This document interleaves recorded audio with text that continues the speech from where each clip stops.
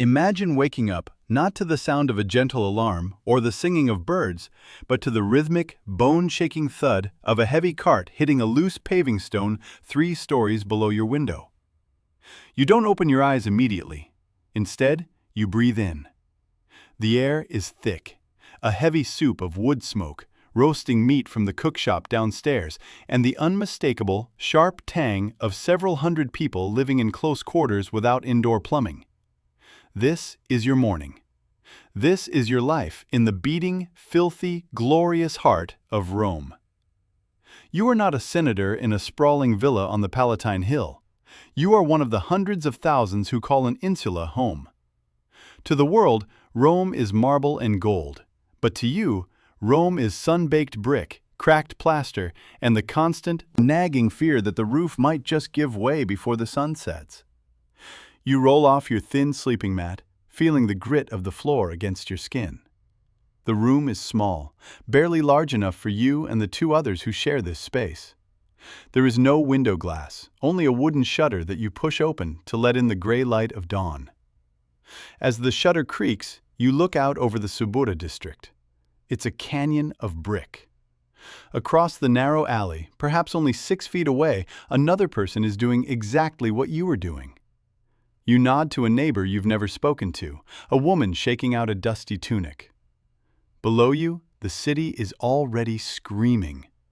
Rome never truly sleeps, but at dawn, it changes gears. The heavy wagons that are banned during the day are making their final deliveries, their iron-rimmed wheels sparking against the basalt blocks of the street. You reach for your tunic, the wool scratchy and worn thin at the elbows. There is no sink to wash your face. If you want water, you have to work for it. You grab your clay pitcher and head for the door. As you step out into the corridor, the reality of the Insula hits you. These buildings are the skyscrapers of the ancient world, but they are built with a terrifying lack of precision. You live on the 4th floor. In Rome, the higher you live, the poorer you are. The ground floor is occupied by shops and perhaps a wealthy family in a spacious apartment with vaulted ceilings. But as you climb the narrow, winding wooden staircase, the air gets hotter, the ceilings get lower, and the walls get thinner. You feel the stairs groan under your weight. You've heard the stories, everyone has, of buildings simply folding in on themselves because the landlord used cheap mortar or added an extra floor against the city ordinances. You try not to think about that as you descend. The smell hits you harder on the 2nd floor landing. This is where the communal latrines are, if your building is fancy enough to have them. Most aren't. Most people use a bucket in their room and empty it into a vat at the bottom of the stairs, or, if they're feeling lazy and the streets are dark, they just toss it out the window. You step carefully around a puddle of questionable origin. Reaching the ground floor is a relief. The ceiling height doubles, and the walls are made of sturdy stone rather than the precarious timber and rubble framework of the upper tiers. You step out onto the street and are immediately swept into the human tide. The fountain is 3 blocks away.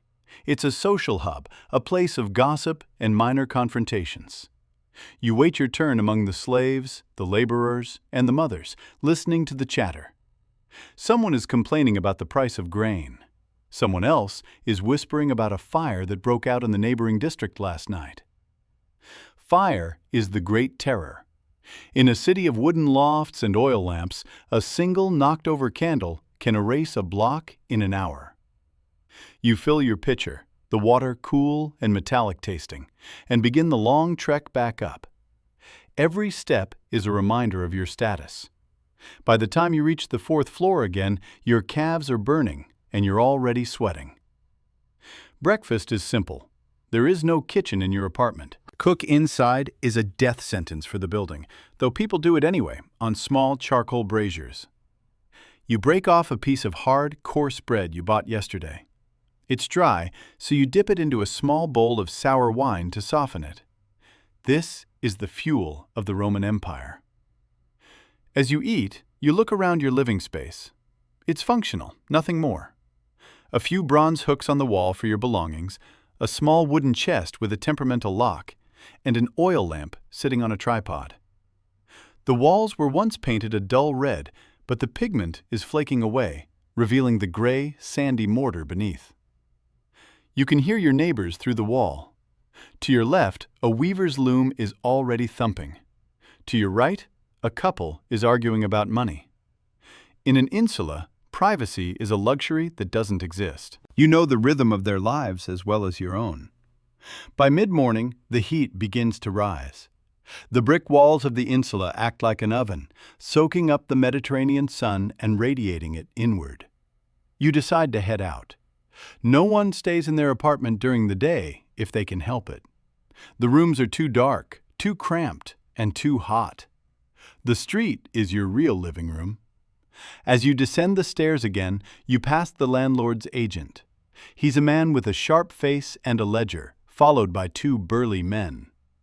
They are here to collect rent or evict those who haven't paid. You keep your head down. In Rome, the law favors the man with the most stone. If your ceiling leaks or your floor sags, the landlord might fix it, or he might just wait for the building to fall down so he can build a new one with the insurance money. You've seen it happen. You've seen the ruins of collapsed insulae left like jagged teeth in the skyline. You spend your midday in the shadow of the great monuments. You walk past the Forum, where the white marble is so bright it hurts your eyes. It's a strange contrast, living in a crumbling box of shadows, while just a few hundred yards away, the temples of the gods are encased in gold. You find work where you can, perhaps carrying crates at the docks or running messages for a merchant. By the time the sun begins to dip, you are exhausted. You head to the public baths, not just to get clean, but to feel human. For a few copper coins, you can sit in the steam and pretend for an hour that you aren't living on the edge of a disaster. Returning to the insula in the evening is a different experience. The streets are narrower in the shadows. The shops are closing their heavy wooden shutters, locking them with thick iron bars. The cook shops are doing a roaring trade. Since you have no kitchen, you join the queue at a local thermopolium.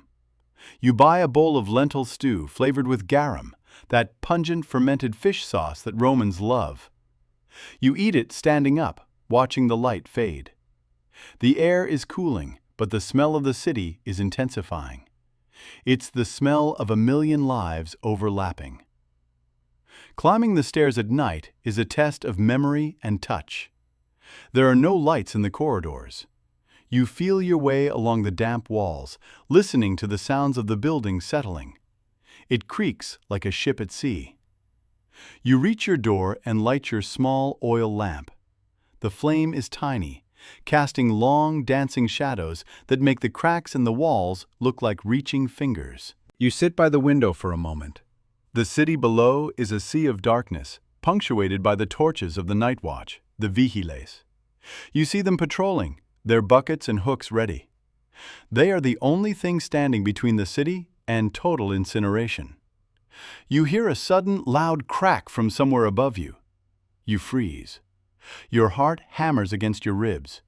Was that just the wood expanding? Or was it a structural beam finally giving up? You wait, held in a tense silence. A few seconds pass. A dog barks in the distance. A neighbor coughs. The building holds, for now. You realize you've been holding your breath and let it out in a long, shaky sigh. This is the underlying tension of your entire existence. You live in a masterpiece of engineering that was built by the lowest bidder. You prepare for bed, which simply means laying your cloak over your mat. The noise from the street has changed. Now it's the sound of the heavy transport wagons again, the lifeblood of the city, bringing in the grain and the stone needed to keep the empire running. They rumble past, making the floorboards beneath you vibrate. You lie there, looking up at the dark ceiling. You think about the sheer scale of this place. There are thousands of buildings just like this one, packed with people just like you, all dreaming, struggling, and surviving in the shadow of the Caesars. The air in the room is stale, but you're too tired to care. You listen to the city. You hear a flute playing somewhere far off, a haunting, thin melody that drifts through the maze of alleys. You hear the shouts of a drunken group of youths stumbling home. You hear the constant, low-frequency hum of a million people breathing. It's a symphony of the mundane and the magnificent. You are a tiny part of the greatest city on earth, a city that is as fragile as it is eternal. As sleep finally begins to pull at you, you feel a strange sense of pride. You survived another day in the Insula. You navigated the stairs, you found your water, you earned your bread, and you didn't get crushed by a falling wall. In Rome, that is a victory. The floorboards groan one last time as you roll onto your side. Tomorrow, the sun will rise, the carts will clatter, the landlord will knock, and you will do it all over again.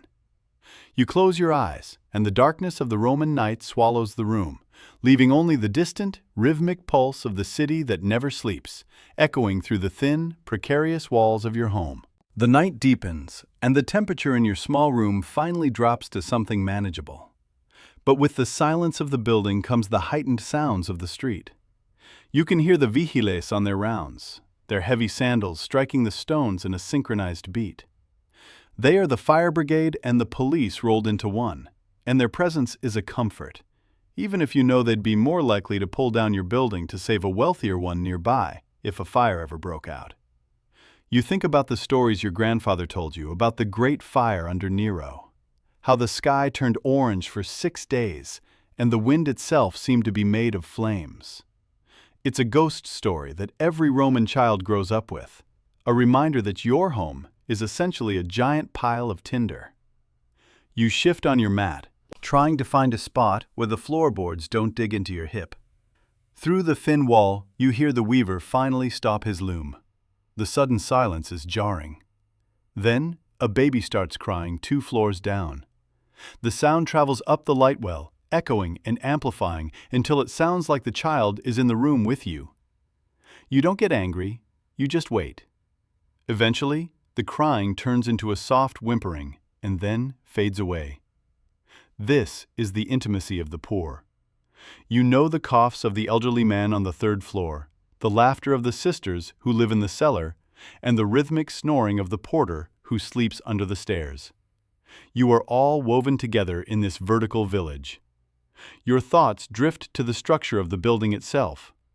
You remember seeing a new insula being built a few streets over. They used opus cementitium, Roman concrete, for the foundation, but as the walls rose, the quality seemed to drop. They used opus craticium, a cheap technique of wooden frames filled with rubble and plaster. It's light, which allows them to build higher, but it's also incredibly flammable and prone to rotting. You wonder how much of your own walls are made of that stuff. You remember seeing a crack in the exterior plaster near the entrance, wide enough to fit a finger into. The landlord had simply painted over it. A sudden shout from the street jerks you back toward wakefulness. Someone is arguing with a wagon driver. There's a crash of wood, the sound of something heavy spilling onto the pavement, and a string of creative Roman curses that make you smile, despite your exhaustion. The city is so alive, so aggressive in its existence. It's a place of immense cruelty and sudden, breathtaking beauty. You think of the fountains you saw today, the way the water caught the light, and the smell of the pine trees on the hills where the rich live. Their world is so close, yet it might as well be on the moon. You reach out and touch the wall beside you. It's cool now and slightly damp. There's a certain comfort in its solidity, however illusory that might be. You think about the millions of people who have lived in rooms exactly like this one, back through the generations. Rome has been growing for centuries, piling house upon house, story upon story. You are living on top of history. Beneath this building are the ruins of an older one, and beneath that, perhaps the remains of a wooden hut from the days of the kings. The city is a living thing, constantly shedding its skin and regrowing it. The wagons outside seem to be increasing in number. The annona, the grain supply, must be coming in from the port at Ostia. Without those wagons, the city would starve in weeks. You are part of a machine so vast it's impossible to fully comprehend. Your little room, your pitcher of water, your dry bread, they are all tiny cogs in the imperial engine. It's a humbling thought, but also a reassuring one. You aren't alone in your struggle. Every window you see from your own is a mirror of your life. You find yourself staring at the small oil lamp, now extinguished, its scent of burnt olive oil lingering in the air. That smell is the scent of the Roman night. It's the smell of study for the scholar, of secret meetings for the conspirator, and of simple rest for the laborer. You feel a sense of gratitude for that tiny flame. It's a small victory against the overwhelming darkness of the world. The first hint of a pre-dawn chill begins to creep into the room. You pull your wool cloak tighter around your shoulders. In a few hours, the cycle will begin again. The weaver will start his loom, the water carriers will crowd the fountains, and the landlord's agent will resume his predatory walk through the corridors. But for now, in this suspended moment between the carts of the night and the cries of the morning, there is peace. The building is still standing. The roof is overhead. The floor is beneath you. You think about the future, though you try not to do it often. Maybe you'll save enough to move down to the third floor, where the ceilings are higher and the air is a little fresher. Or maybe you'll find a way out of the city altogether, to a small farm where the only noise is the wind in the wheat. But as you listen to the distant, muffled roar of Rome, you realize that you'd miss this. You'd miss the energy, the chaos, and the feeling of being at the center of the universe. Even here, in a cramped, dangerous room in a crumbling apartment block, you are a Roman. The vibration of a particularly heavy wagon rolls through the floorboards, a gentle shaking that feels almost like a heartbeat. You close your eyes and let it carry you towards sleep. The fear of the fire and the collapse fades into the background, replaced by the heavy, rhythmic breathing of your roommates. The Insula, with all its flaws and dangers, is your fortress. It's a place of survival, a testament to the endurance of the common person in the face of an indifferent empire. As your consciousness finally slips away, the last thing you hear is the distant chime of a hammer on an anvil. Someone, somewhere in the dark city, is already starting their day's work. The fire is being lit in a forge.